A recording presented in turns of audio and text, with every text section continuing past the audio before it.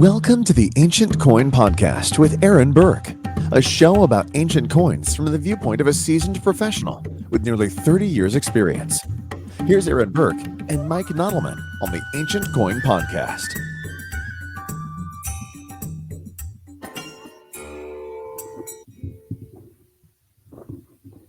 And that sound means it is once again time for the Ancient Coin Podcast with Aaron Berk. I am Mike Nodelman.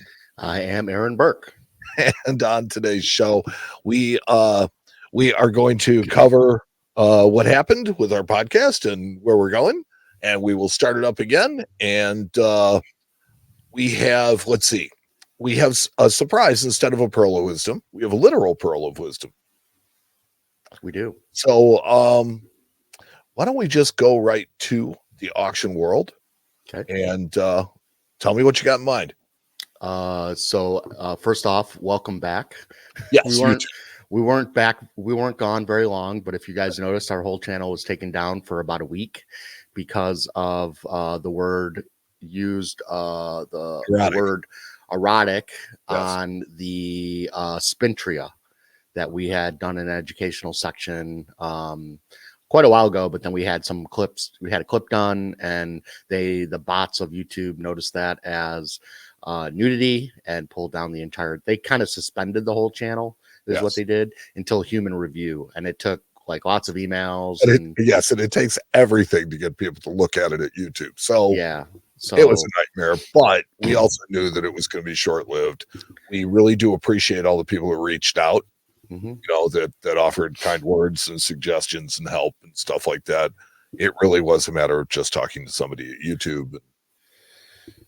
Yeah, and it's kind of crazy that, you know, they pulled down the entire channel instead of just the one episode. And you're supposed to have 3 strikes on YouTube, and we didn't even have 1 strike. And so to pull down the entire channel, yeah, they basically left. They ended up leaving the erotic clip up, saying it's okay now. Gave us a warning. I don't know why. And the warning, I guess, but also issued us an apology. Yeah, and you're on until January. We're on double secret probation. Yeah, exactly. But anyway, we learned from our mistake not to use certain keywords. Yeah, well, I mean, that word is a double-edged sword because, man, it'll get you a lot of views. Yeah, that's true. But it's like it'll also trap all the bots. So right. Yeah. Exactly. Look, Anyway, don't do this for algorithm. We really don't. So that kind of thought really never went into it, and it was just no. And you guys will probably notice we've been posting a lot of clips from our podcast, and we have an outside company that's actually doing that for us, which is wonderful because we needed help with that. Yeah. And they're excellent at that. But they also do really cool things like they index our podcasts and things like that, which make things easier for you guys to navigate. There's a lot of good things that are going on with these guys. And hey, look, everybody makes mistakes. And if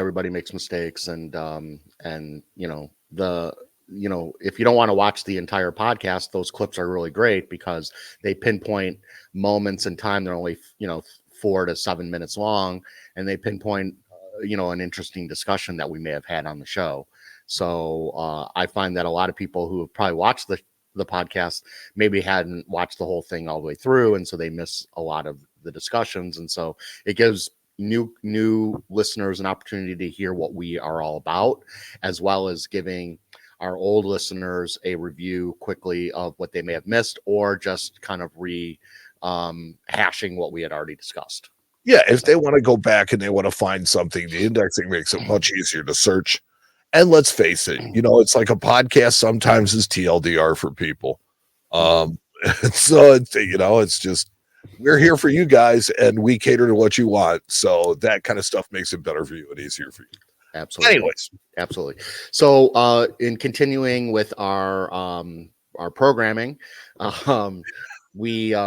let's talk about the review again of what we talked about last podcast in episode 52. Yeah. And that was the auction 202 of Munzentrum Heinz Müller.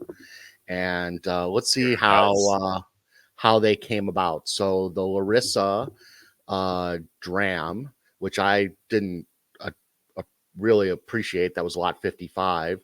I thought it, I was even questioning, could it be real? Because I didn't really like the look of the die, but it only brought 360 euros. So it brought under their estimate. That's to be expected. I would have thought it would have went unsold or for less, but my guess is that was probably the opening price is my guess, but yeah, it probably is if the estimate was lower than that. Right, exactly.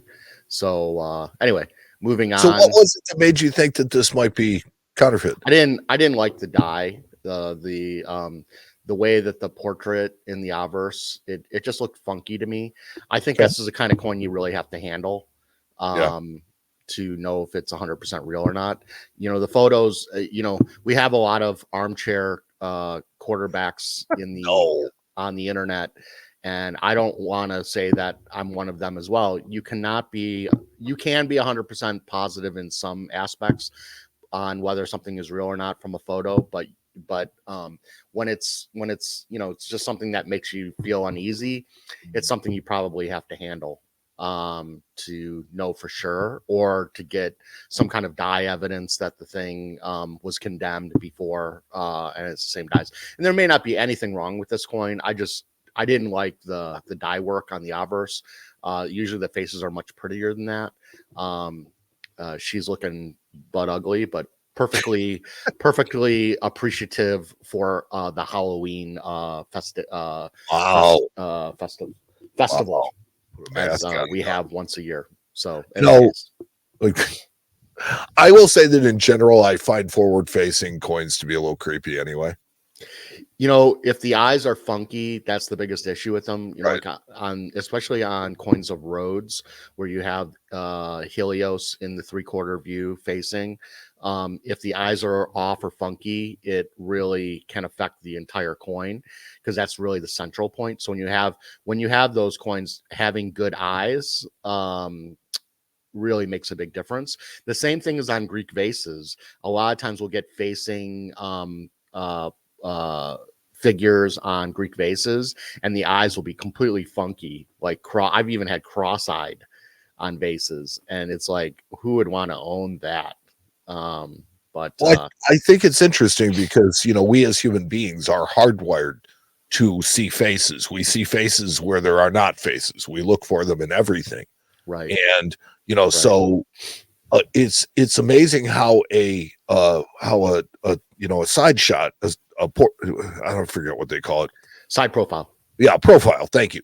A profile looks right almost no matter what. But a forward facing, it can look wrong, and it can look wrong mostly because of the symmetry and stuff like that it's got to have. Except that it was acceptable and practiced to have big noses, because that showed power and strength. And so a lot of the Roman emperors will have these big, huge hook noses. Yeah, but do you know why that's true? Why? Because they all descended from each other, and they had big hook noses, power, and money.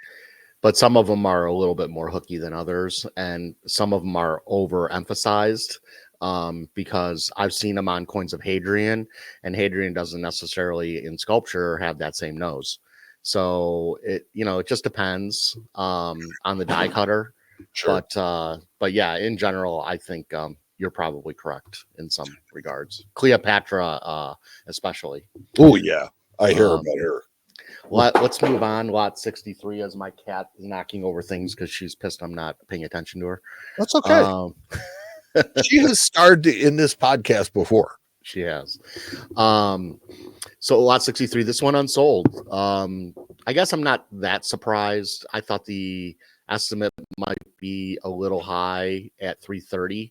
So I thought the reverse of this was the better side of the coin for the Agrippina Jr. And so I thought that was definitely an interesting type. And I was really focusing on the provincial side of the Roman coins, and this one being very interesting in its iconography.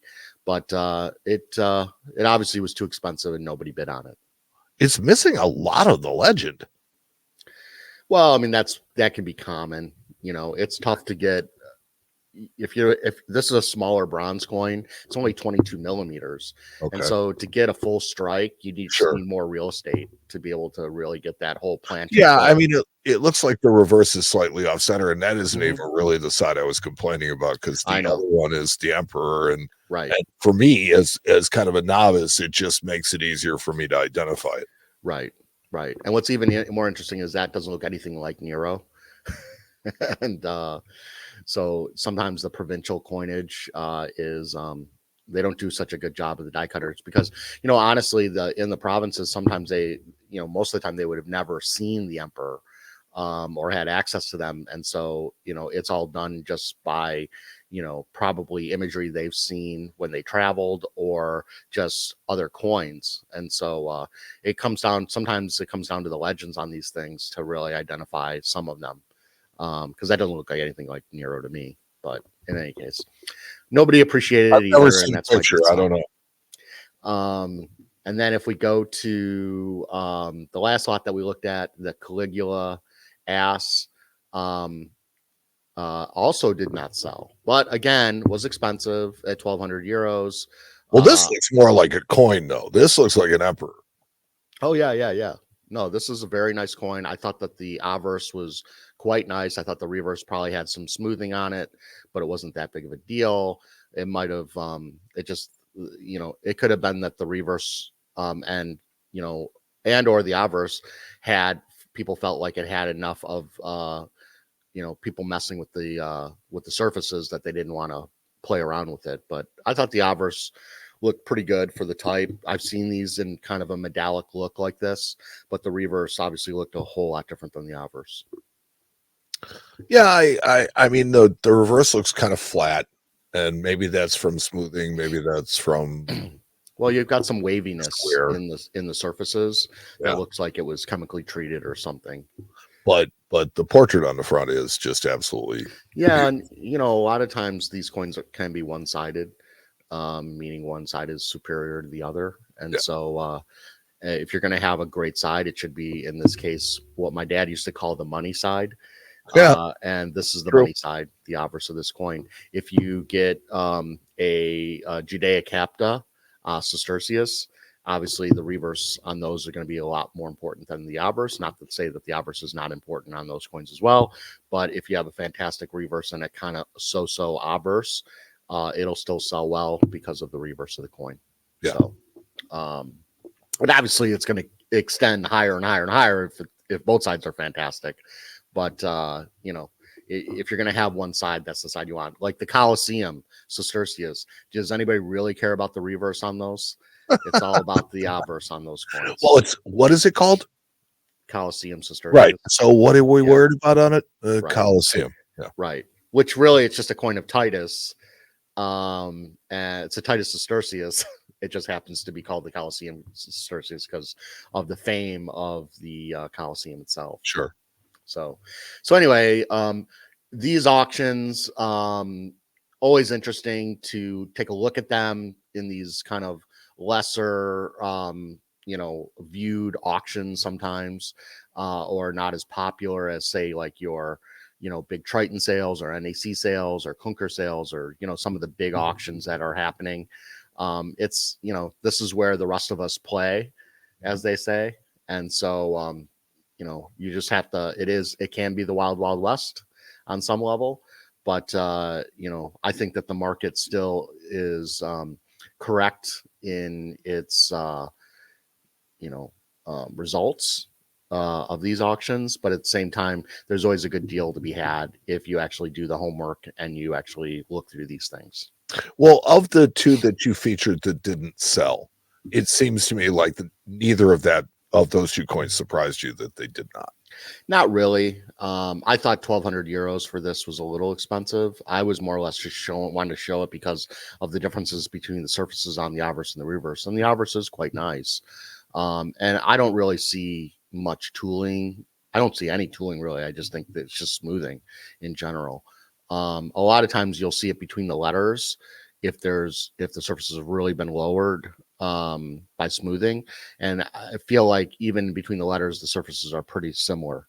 So I don't think there was a whole lot of smoothing done on that obverse of that coin. There's no tooling. Sometimes you'll see if they will recarve the hair, you'll see that it's sharper in the hair, which doesn't make sense always, because if it's got wear anywhere else, the wear is going to be the hair.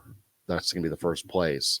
And so if you see real sharpness in the hair, but then you have a weak reverse, I don't know. It just, it probably, and you can kind of tell if they really carve into that hair, that it doesn't look realistic. And sometimes you have to take a look at the dyes to see how that hair may have been, even though the dyes can be, have a lot of variety.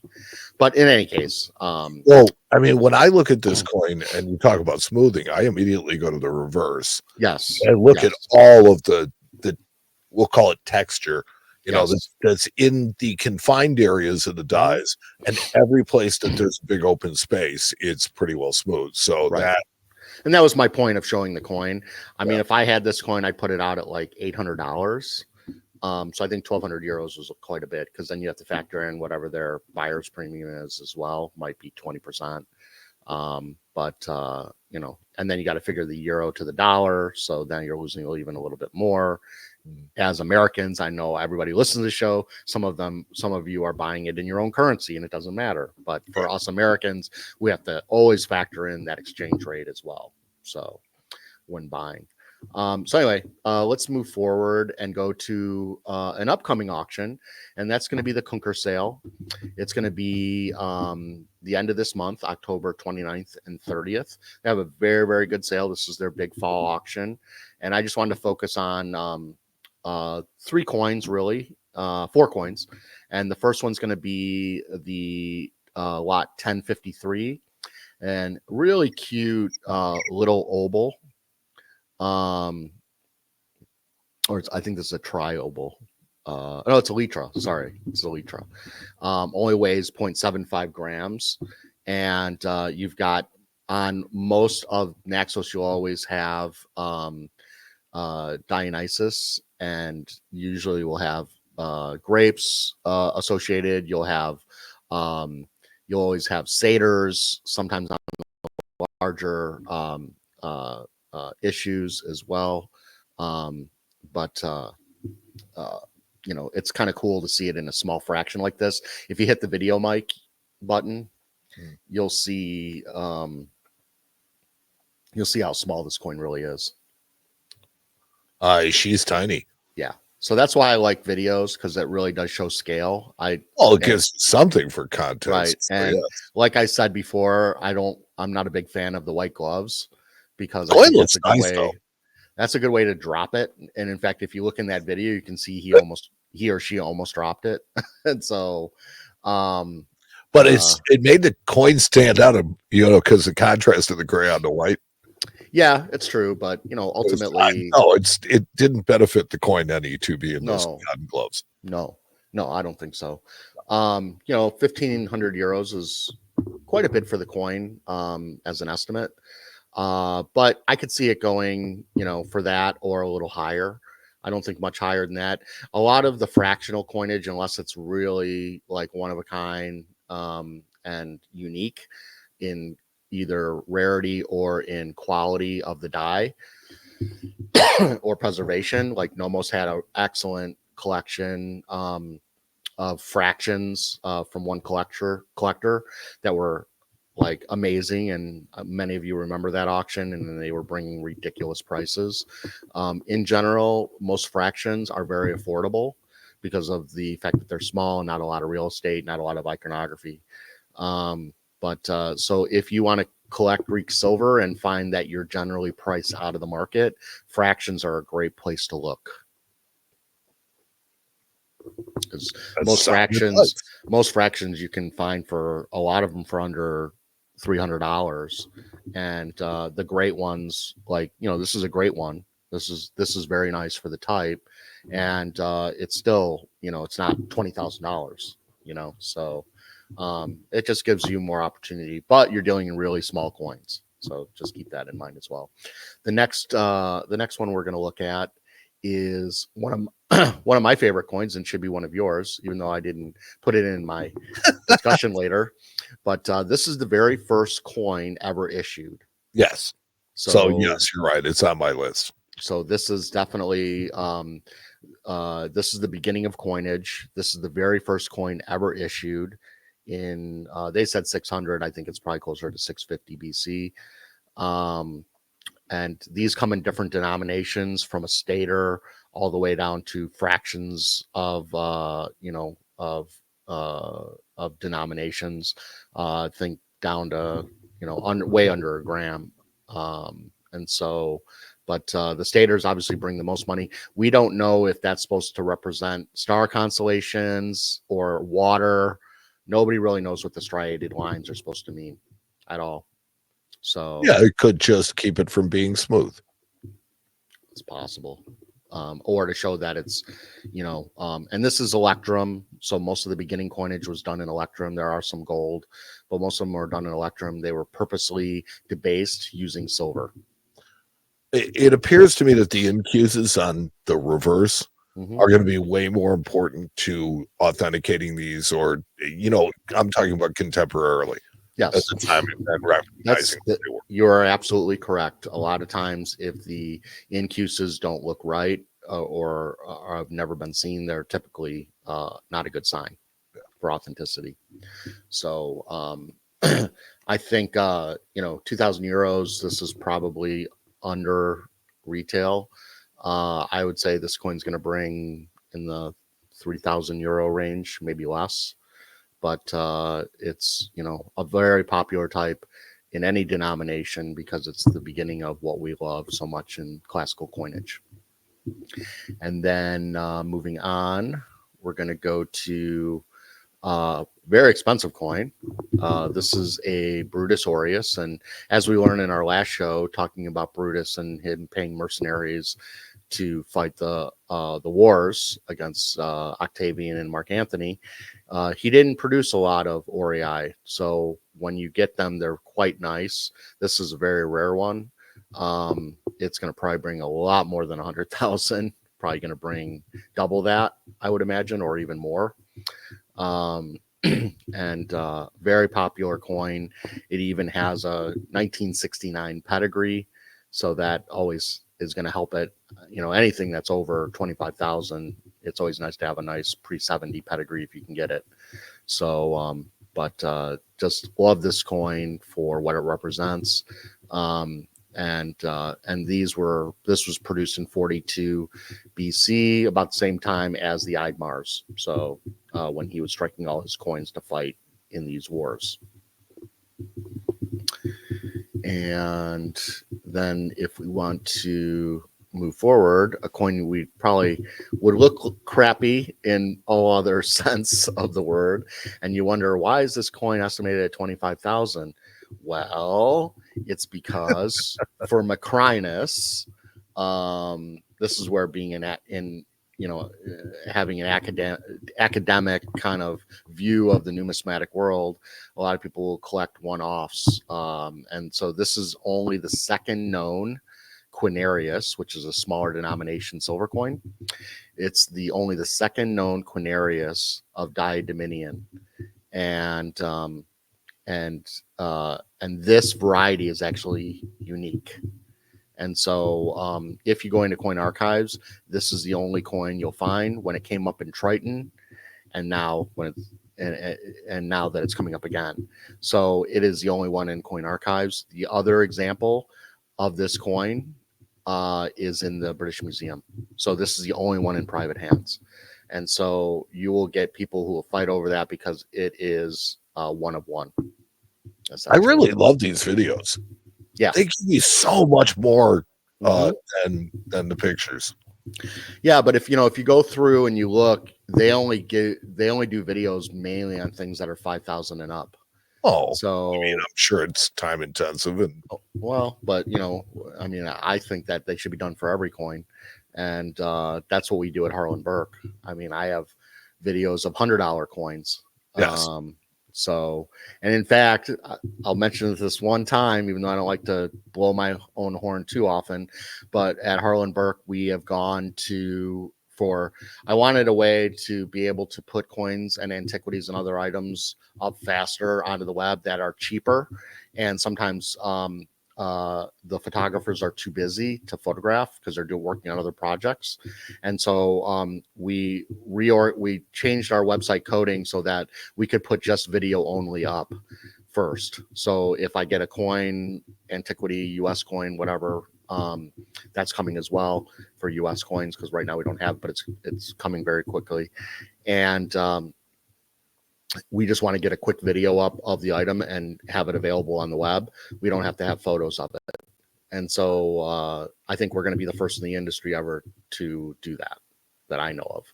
And so and we like to lead the industry in certain technologies. And so and if we add photos later, it just reorganizes the page to include photos.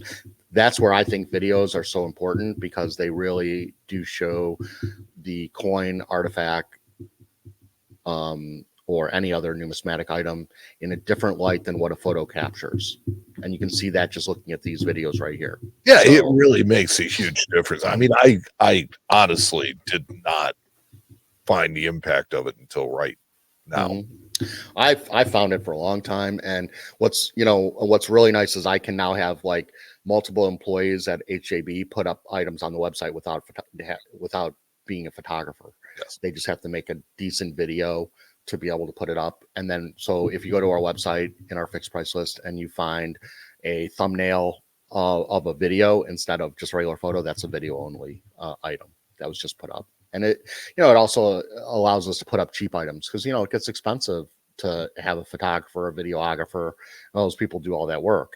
And because in our buyer bid sales, we're doing videos of every single lot, no matter what the price is, it is time consuming. And to be honest, the quality of your average cell phone video is really pretty good, and it keeps getting better.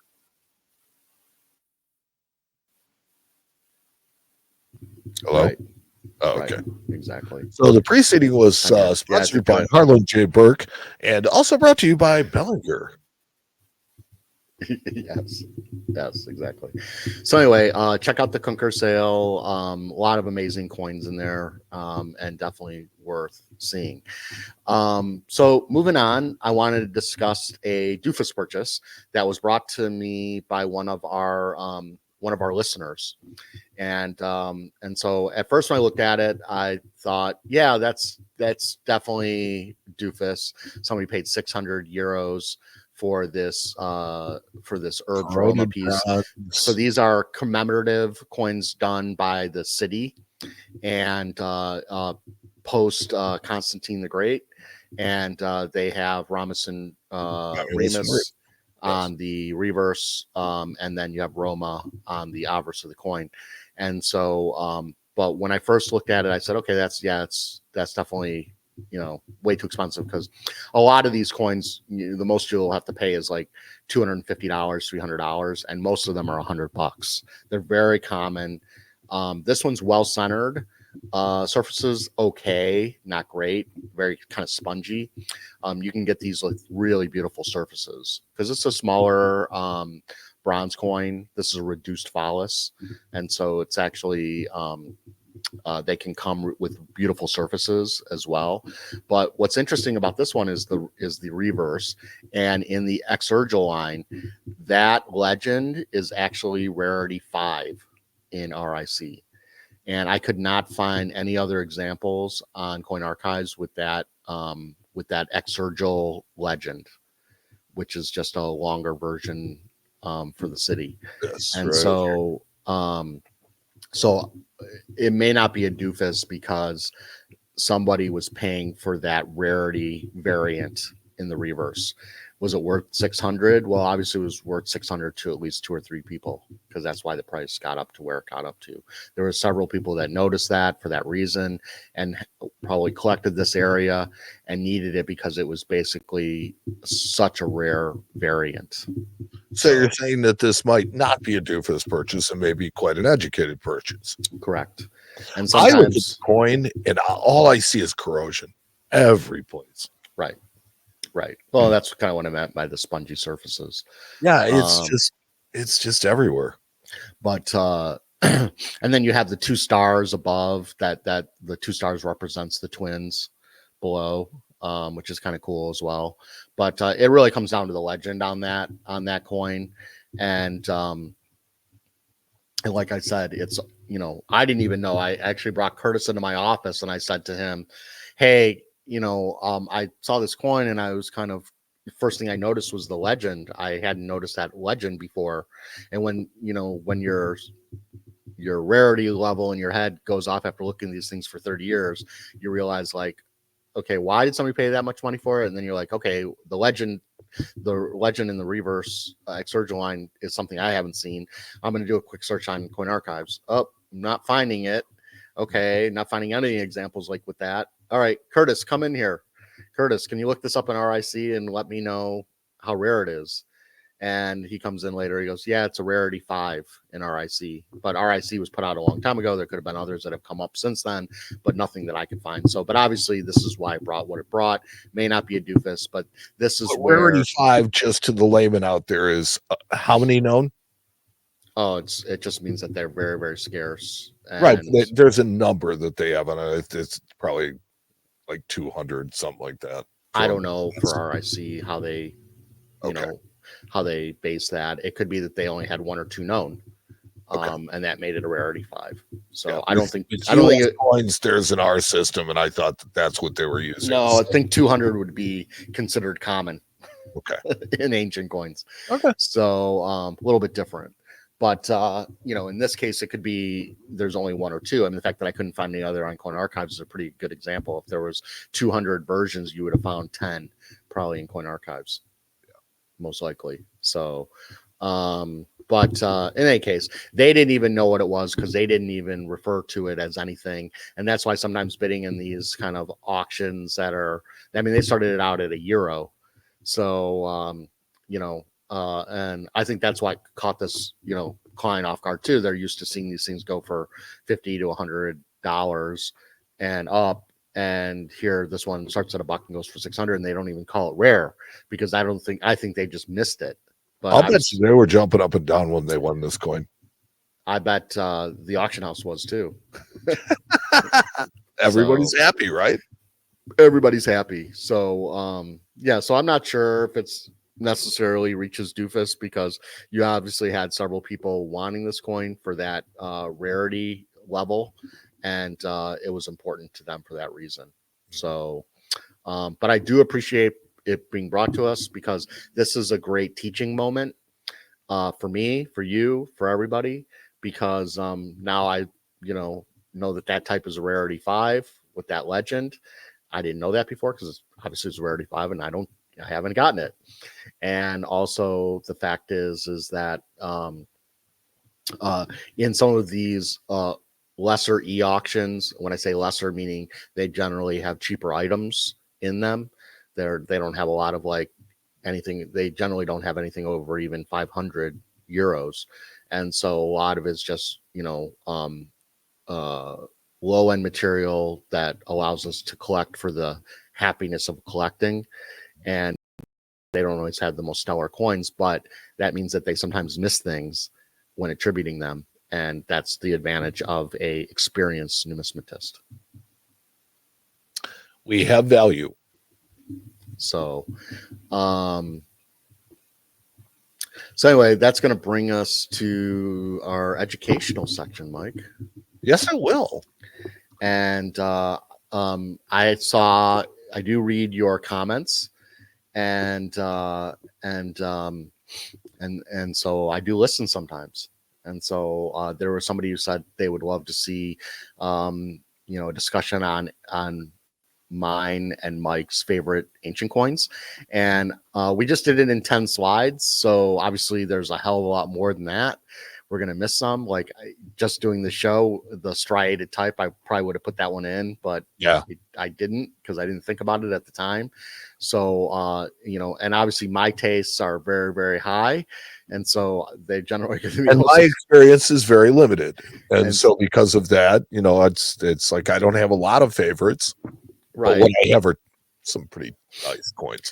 So we are going to go on a museum stroll here, because these are coins generally most of us cannot afford, but we can appreciate them as being some of our favorites.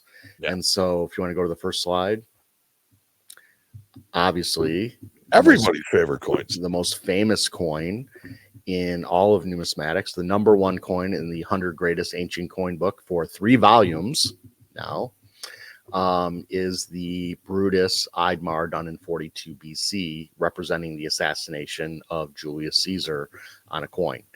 And the silver one below it, the gold one, is the first Eidmar ever to bring over $1 million with the buyer's premium. It actually brought under $1 million hammer. It was like 970,000 or 980,000, something like that.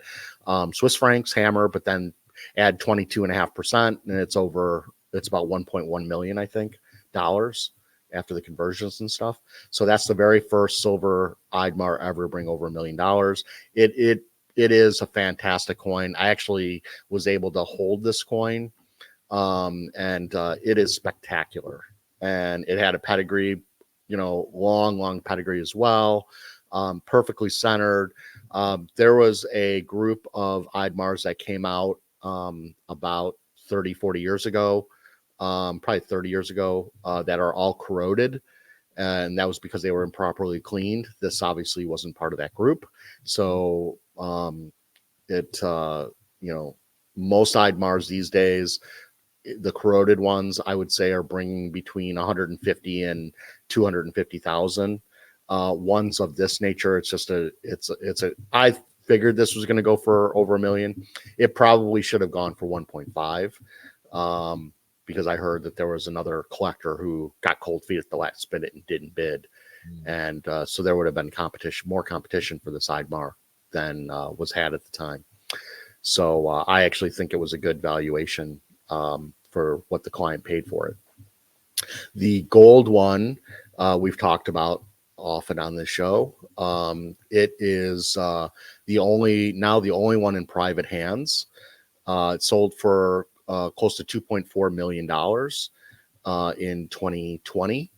And my father bought this for his client at the time, Barry Fierstein, out of a NAC auction for 120,000 Swiss francs back in 2004, I believe. And then Barry sold his collection back in like 2006, I believe, 2004, 2006, and it brought close to 400,000 Swiss francs. And then the owner of this coin at that time, put it on display at the British Museum for about 10 years, took it off display, sold it in 2020 through NAC, and we bought it for 2.4 million all in. So, the prices of ancient coins have definitely gone up in some capacity. What made this coin even more interesting, and it became much more important when the gold Eidmar that Roma sold in 2019, 2020, something like that. 2020. That one got confiscated because Roma faked the pedigree on the coin, and that coin actually made it so that Roma had to close their doors for good, and they're now no longer in business. And that coin was returned. So there's only 3 gold in existence, one in a German museum, one that has now been returned to Greece, and this one now the only one in private hands. So even though it has a hole, it's very storied, meaning it's been around. It was brought to the British Museum first saw this in the 1930s, and it was published in the work on Eidmars. Crawford, who originally thought this coin was bad and wrote all the books and was the foremost expert at the time on Republican Imperatorial, later claimed it was good, and it was on display at the British Museum for 10 years. So it's got a pretty storied past, this coin. And as far as me, the only reason that I would be able to correct Aaron on when this sold was because it timed into particularly the one that we were talking about, the one that was confiscated. You bid on that when you were interviewing me. And I remember it was the day I was interviewed. So I've always kind of felt a tie with this coin. And then, of course, I got a chance to hold the gold one in my hands. Mm-hmm. And I held the silver one as well. They are very cool. They're neat coins, but this was like my first real exposure to a valuable ancient coin. Yeah. So Well, you didn't hold this silver coin, but you held another IDR before. Okay, so I had one in a slab. You walked around with it. Yeah, that was the hunt specimen. Okay, so that was a different one. That was a different one. I got you. Than this one. The hunt specimen, denarius, my dad and I bought in 2002 from a dealer in California for $100,000. Couldn't sell it for a year. Sold it to Sid Bellsberg, a Canadian dealer or collector. We sold it for $112,000 on payments. After we couldn't sell it for a year, that's why the market wasn't good back then for ancient coins. And if you think about it, we bought it the hunt specimen Idmar for $100,000. Think about that. Then it sold at it went through a couple of hands after that. Ended up selling at Heritage for $450,000 hammer, so like $500,000 all in, which was an unheard of price in 2012. Ancient coins weren't bringing that back then. And we all thought that was stupid at the time.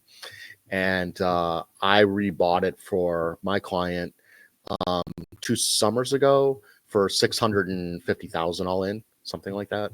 And so that was the one that you held. So, and so it's just amazing that both the gold and the silver Idmars that we handled both came through Berk for a heck of a lot less money than what they realize now. So it's interesting. And as a dealer, it's nice to see coins coming back through your hands over and over again. As we've talked, that's a good thing to have. So anyway. And I will also say that as a dealer, it is good to see people that own coins that we placed in their collection do well. Yeah, absolutely. If you want to go to the next slide. One of my favorite coins of all time, and it's also my dad's favorite coin, is the Syracuse decadrams. And so you have two artists. The top one is by Kimon, and the bottom one is by Euenetos. And this is one of the largest Greek silver coins, other than medallions, that were issued. We know that these were probably not meant for circulation. These were meant to give out as gifts. We know that they struck them, then put the dies away for 20 years. Normally they'd keep striking coins so the dies would break apart. Well, the dies rusted. Then they brought the dies back out and restruck them 20 years later because they were such a popular type to collect in ancient times. And then you'd have rust marks, surfaces on the coins that they struck with the rusted dies later on. They're signed and unsigned dies. These are in the 5th century BC, mid 5th century BC. And so the one on the top, you'll see on the dolphin, on the bottom, on the reverse. And that's the other thing too. Syracuse is always the quadriga first and the head of Persephone second. So they do this mainly just in Syracuse. And so the horse racing was the most important part. That's the obverse of the coin, which traditionally would be our head side. And here the head side is the reverse of the coin. So, but on the dolphins, on the Kimon, you'll see the signature K-I-M-A right there. Probably hard to see in this video, but that's where it is. Sometimes these things can be double signed. Sometimes they can be triple signed by the artists as well. You have signed dies and unsigned dies as well. So all of that plays a part. Centering, metal quality, whether it has signatures or not signatures. So the one on the top, the Kimons are rarer than the Euenetoses as well. So they tend to bring more money. And a signed Kimon with perfect surfaces, perfectly centered. This coin is, close to $1 million coin. It's a really fantastic coin. I've held that coin in my hand as well. It's spectacular. A lot of money for a coin of that nature, but well worth it if you have the money and the means to buy something like that. The Euenetos on the bottom, that is a coin that's actually in my current catalog. So that's one of the more common types. They sell for a lot less money. They're still expensive coin. I mean, still going to pay between $30,000 and $60,000 for Uenitos in general these days. Very hard to get a cheap one. You can find them for 20 grand, or even less, but you're going to be always giving something up. Terrible surfaces, whatever the case might be. Signed die, unsigned. It's usually would have to be an unsigned die, have crappy surfaces. I sold one for about 18,000 last year sometime, and it only had one good side. The Quadriga side was really nice. The head side of Persephone was garbage. So, but it made it possible for somebody to afford one of these that normally couldn't afford one. So, if you go to the next slide, I think this is Mike's favorite. This one is my favorite. I am just drawn to this coin. I don't know why. So the Athens tetragram, and that group of Athens there. That's we talked about that in a previous podcast with my father. That's in the 100 Greatest Ancient Coins, Volume 3, where he redates all the coins of Athens, and so those are his dating right there, starting at the beginning with the Civic Mint and then running all the way through. You tend to have different people always ask, like, why are some Athens more expensive than others? A lot of it comes down to when the coin was issued. And so based on the owl structure, and obviously the Athena structure as well, whether it has a full crest like this one does, you normally have to have a small head for the full crest to end up on the die. So a lot of times you just get partials of the crest. And then the way the owl shaped, you'll have different dating of the owl itself. But we now know this was the Morgan dollar of its day. These were issued all over the Greek world. If you had a lot of silver, you would issue these coins.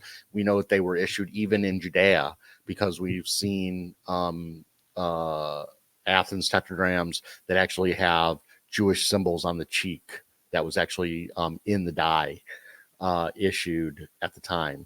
So they were issued all over the place. And there are literally probably several million of these in existence today being traded. So they're everywhere. Very common. Is the one that's featured, off to the side on the right, is that of the type around 440, 450? It's a little bit earlier than that, but not much different. But it's a spectacular coin. Yeah, because it's got the full crest. It's beautiful on both sides. I would think that this coin would bring between, these days, 5,000 and up would be my guess. Just because it's so hard to get a full crest. It's a lot easier these days because there was a group of anywhere between 30 and 70,000 coins, they say, but nobody really knows, that came into the market around 2018. And so it did depreciate some of them because there were so many on the market, but really the market held strong because this is just to show how important these coins are to collectors, and the fact that I'll have a person who collects US coins that just want one ancient coin, and it's the Athens tetragram. That's the only one they want. Well, I mean, Morgan dollar of the ancient world, fine. It's the first Morgan dollar I've ever liked. There you go. So, and then you can get into new style Athens, which is during the Roman Republican period. And those are pretty amazing too, because there's a lot of iconography with the owl standing on an amphora with all kinds of symbolism on it, which we've talked about before. So Athens is a really cool area to collect if you want to get all the different time periods. And they always have a lot of resale value. Which I'm not always crazy about putting together sets within one coinage, but this is one you could do it and not really worry too much, because you'll always be able to sell off the one-offs, whether you sell it as a group or you sold it individually. There's always a demand for Athens coin of any type. So if we go to the next slide. Love this coin. One of my favorites, the facing Pantikapan, done in the Black Sea in the 4th century BC. This is most of the time you'll see these with the side profile of Pan. This is the 3/4 view. This one came up in NAC in 2021, I think it was. and I was the underbidder on the coin, and it ended up, this was the most expensive ancient coin ever to sell when it broke the record in 2012, when the Sheikh of Qatar bought it for I believe 3 million, and everybody thought he was going to lose money on this coin because he way overpaid for it. It was in the Prospero sale, very famous sale. I think it brought 3.2 million is actually what it brought all in.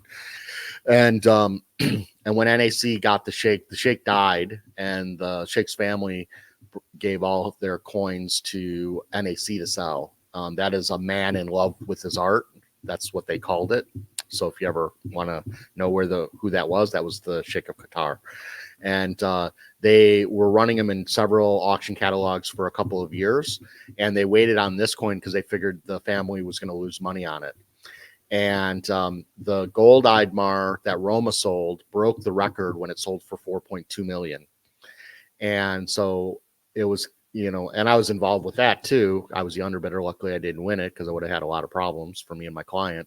But that coin broke the record of this coin. Then this coin came back up, and we broke the record again when this coin sold for close to $6 million. And again, I didn't win it, which was tough. But it ended up breaking the record of the gold Eidmar that I helped break the record of this coin originally in 2012. So I have a fondness just because of the history, the artwork of the coin itself. This actually, Kunker, when this coin came up, it didn't really have any other records other than from the 1980s. And Kunker actually found a pedigree of this coin, that this coin actually was in the Hermitage, and it was a duplicate, and they sold it off in the early 20th century. So it had a really old pedigree that came to light when NAC offered this coin. Even NAC didn't even have that in the references in the pedigree because they didn't know it. And so and Kunker shared it with everybody, which was really cool. And so so that broke the record that it had originally, but what's even cool is it broke the record of a tainted coin. So now no longer is the most expensive ancient coin ever to sell a coin that got returned. Yeah, no, that's really good. But the artwork, the sculpture on this coin is just magnificent. It is. It really is. It's like the griffin on the back, and the face is so lifelike, and so, it has soul to it. And there's four versions of this coinage. And so my client wants to own all four eventually. There should be more facing portraits out there. There really isn't, but most of them are in museums. The fact that the Hermitage sold their duplicate, this was a duplicate of one they had. So there has to be others out there. There's tons of the side profiles. They're coming up all the time. And so some people even think some of the ones that come out without pedigrees may be fake, possibly. But so I always say, in any case, when you're buying a really expensive coin, especially anything over $50,000, which most of us aren't doing anyway, you should at least have a decent enough pedigree to say that it's gone through a couple of hands and been vetted. So when I wouldn't feel comfortable buying a coin that's never had a pedigree, unless it looks like it has a pedigree, meaning it has old patina on it, and potential of having a pedigree out there is plausible. Who wants to potentially lose a coin? I mean, right. But the next time this coin comes up, it's not going to bring as much because the person who won it will have one, and so the next one that comes up might only sell for 3 million. So, or maybe it'll just strike another buyer that has to have it. It's possible. So, so anyway, that's, one of my favorite coins. If you go to the next slide, a coin that doesn't look pretty, but is extremely important, just like the very first coin with striated types. This is the very last coin issued by Rome. This is during the Byzantine, what we call the Byzantine period. I thought I saw a certain person on there. So you have Christos on the obverse, and you have the Emperor Constantine the 11th on the reverse. And this was done in 1453 at the siege of Constantinople, and this was the end of the Roman Empire. Remember, the word Byzantine is made up. It was made up by a modern scholar, because they had their capital at Byzantium, so they became the Byzantine people, coined by a somebody from I believe the 14th or 15th century. I think it was the 14th century. And on their coins it actually says under God in Rome. So they consider themselves Romans. They didn't know what the word Byzantine meant. To them anyway, they were Romans. So and Constantine the 11th was actually minting these very crude coins. Supposedly there's siege coins and there's coronation coins. The siege coins are a lot more cruder than this, and they were actually melting down the candlesticks in the church and striking coins to pay the soldiers who were the last to fight against the Turks that were coming in. So a very famous coin, one of the 100 greatest, and they come in Stravata and half Stravata. I believe there might be one other denomination, but that's generally, and they usually bring 25,000 and up for the halves. The full Stravatas go for as much as 75,000. So, but very historical, but again, not very pretty. And then go to the next slide. A coin I am completely in love with. We've had this on the show before. This sold in the same auction as the Pantikapaean. I actually held this coin. It's an actually gold medallion. Most gold medallions are all unique because they were made specifically by the emperor or high dignitary to pay to the soldiers in a large quantity of gold as a thank you, or to keep them loyal to the emperor. And so here you have Probus with Hercules behind him and holding the club, and on the reverse you have the emperor crossing probably the Rhine River with the river goddess below as he was entering to go fight the German tribes. And so this coin was just one of the most spectacular coins ever to hold, for me to hold. When I was viewing the Pantikapaean, the facing one, I viewed this one right after, and I considered this one much more exciting in my hands than the gold Pantikapaean. I mean, this thing was like unbelievable quality. It was like one of those whoa moments as a numismatist. So really important coin. This, I believe it sold for over $2 million when it finally sold. Really fantastic coin. You go to the next slide, Mike. One of my favorites.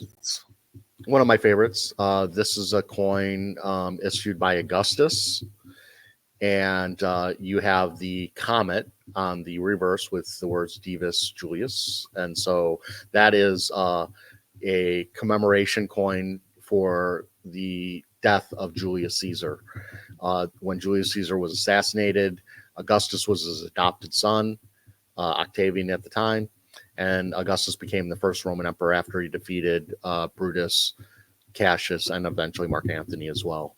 And so here at the time there was a comet going overhead, and they saw that as Caesar's soul going across the heavens. And so this, not only for astrological reasons, is cool, but just all the dripping symbolism that's on this coin and what it represented at the time. So, and if you go to the next slide, another popular coin that I really enjoy is the Bar Kokhba revolt coins. And so this was, you have the first Jewish wars, and then you have the Bar Kokhba war. And so during the I'm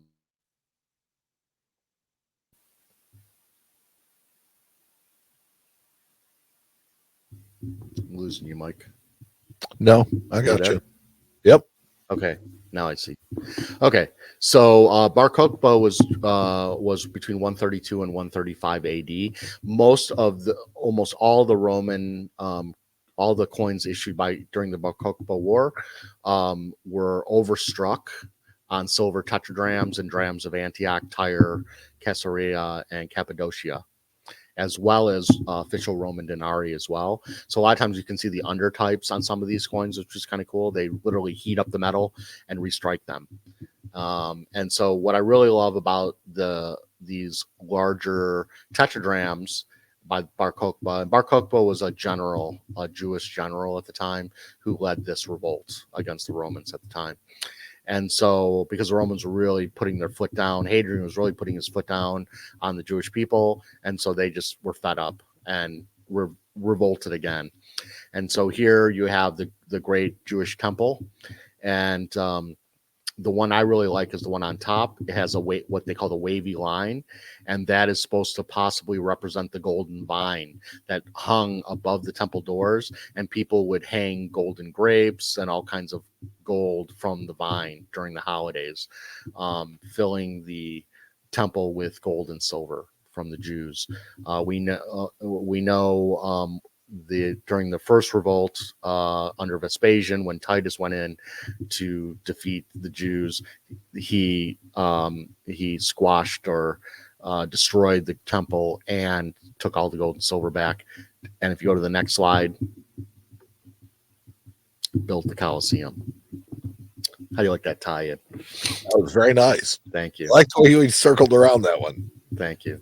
So this is issued by Titus in 81 AD, I believe, if memory serves me correctly. This is Sestercius. There's only a few coins that actually have the Colosseum on it. There's the Titus issue of like this. There's a Domitian issue, which there's only 12 known of. There is a Septimius Severus issue, or Severus Alexander issue in a middle bronze. There's a gold one as well by, I believe, Severus as well. I think there's one under Gordian III as well. So there's not too many of them, and those other ones I mentioned are extremely rare. The Titus issue is going to be the most prevalent out there. There's maybe about 80 of them in existence. But a very famous coin, very popular type. And what we talked about earlier, who cares about the reverse? It's all about the obverse on this coin. Yes. So those are 10 of our favorites. There's obviously a gazillion more out there I could have talked about. The provincial Noah coin that has Noah and the Ark on the reverse, very famous coin, which I really love as well. There's Byzantine coins, more Byzantine coins I could have talked about as well, and a lot of different cool Roman types that could have brought out there. There's the I love the Augustus Sistophoric tetragram that has the Sphinx on the reverse, very, very famous type. Just piecing through my dad's book on the 100 greatest, most of those are my favorite as well for one reason or another. So even, who doesn't love a good Aegina coin with the turtle? So, I mean, there's just so much you can collect. I would say, if you guys want to put in the comments what your favorite is, go for it. Let's all share. Yeah. It's like, tell us what your favorite is, share, when it comes from, what it is and why you like it. And, right. There was a really neat tie-in that you said, because, you find a lot of this stuff paging through the 100 greatest ancient coins. And tonight, instead of a pearl of wisdom, we're going to give a literal pearl of wisdom, in that we're going to have a contest for the new 6-inch version, 6x9, 6x9-inch version of the 100 greatest ancient coins by Aaron Berk.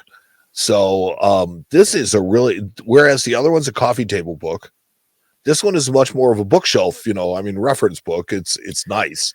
And it has all the same information in it. It has all the same photography, same stuff, but much handier to be able to take with you and enjoy.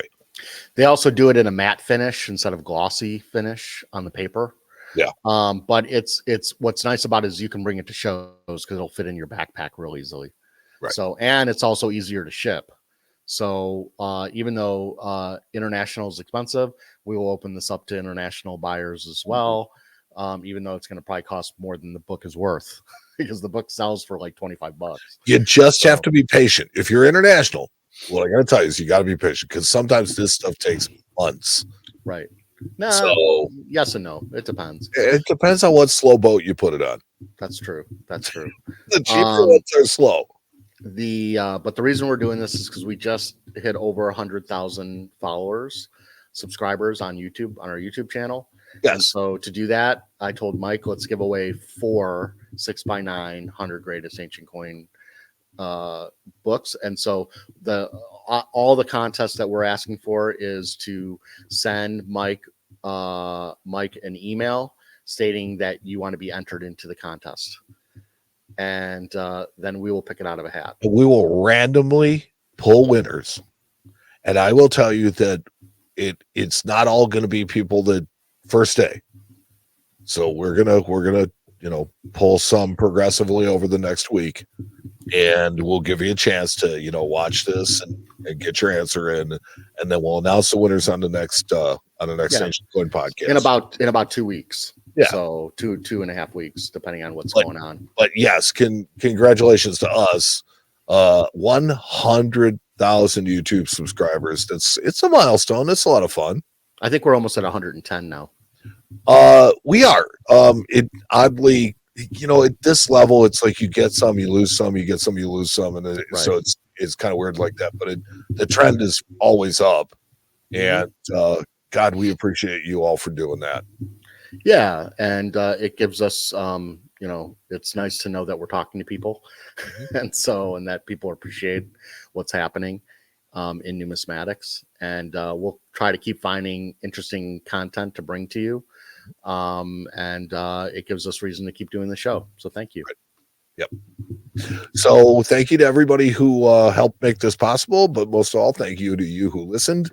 Without it, it really doesn't make a whole lot of sense. So stay tuned a couple of weeks. Let's see. We have one more show before Baltimore, right? Yep. Okay, so we have one more show before Baltimore, and so that'll be in 2 weeks. Mm-hmm. If you got nothing else, I guess that's pretty much where we're at. I'm good. For the Ancient Coin Podcast, I'm Mike. I'm Aaron.